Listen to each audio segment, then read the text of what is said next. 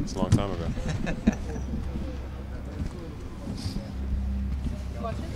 How did you? I'm saying it didn't seem like it. how did you feel like the matchup with Joel went last week? I think it went well for me. I could say that I felt like I held my own. Obviously, he's a big dude, so him having some height, some weight, I think I did all right. It's obviously not the first time you've guarded a guy bigger than you. Do you enjoy the challenge of having to take on guys basically across the positional spectrum? For sure. Depending on what team you're playing? For sure. I'm a competitor, so I definitely love competing in different type of ways, whatever way that may be. So having to guard the 5 when essentially I'm a point guard, yeah, that's fun for me. Do you remember the first time you were maybe asked to guard a 5 or a big guy like that early on in your career? No, I think it just happened. I think maybe I just got switched onto him and I held my own, and from there it just kind of like, oh, well, can do it. Yeah, he didn't just get posterized, so maybe he can do it. But I think from there we just started. If I ever got caught on a switch or something like that, it wasn't like I was matched up or starting off with on the 5-man.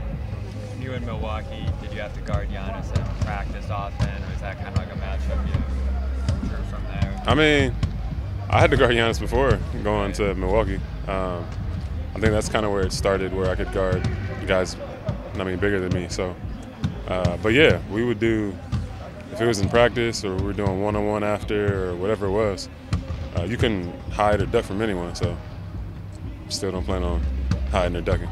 What's the key for that?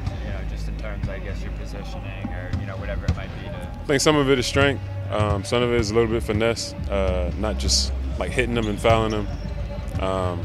Also being able to know tendencies, what they like to do, being able to hold your ground whenever they try to run through you. So I guess a few things go into it. You said the other night you didn't know you were close to 15,000. Do you remember hitting 10,000 career points? I don't.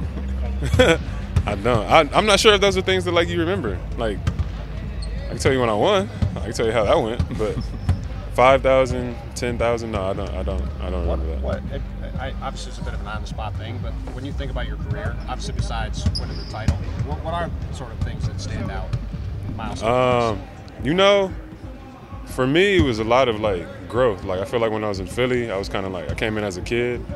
If you know anything about Philly, if you can play or live here, you can make it pretty much anywhere. Yeah. So I think those first 4 years were really big for me because I grew as a person, grew in maturity. Then I became an all-star my last year, and then I got traded to New Orleans, where that was like this kind of a different part of my life, different struggles, different ups and downs, and then same thing with Milwaukee, and now I'm in a place here. So I think every stop that I've had it's all been different. What's impressed you about the team defense at the start of the season?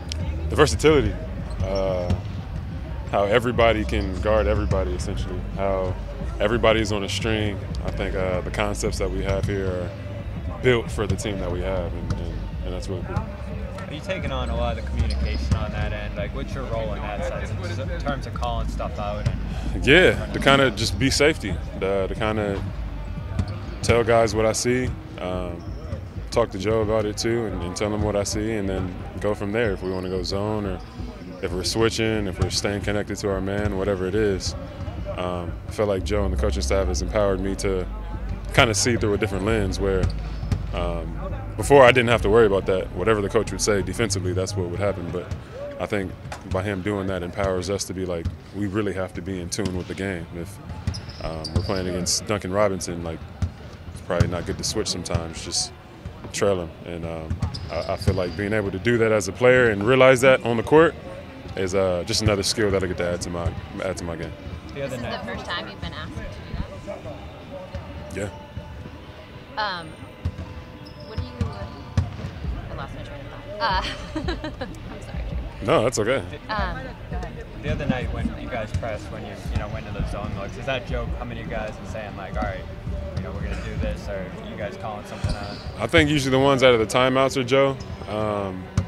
Some of them are Joe, especially off of free throws, but a lot of the time I think it's me and D. White, or me and Peyton, or Peyton and D. White.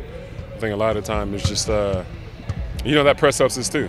It helps us stay engaged. It helps us kind of get into our man and be able to kind of apply pressure to be able to speed them up or slow them down. I found it. What happens if KP can't go?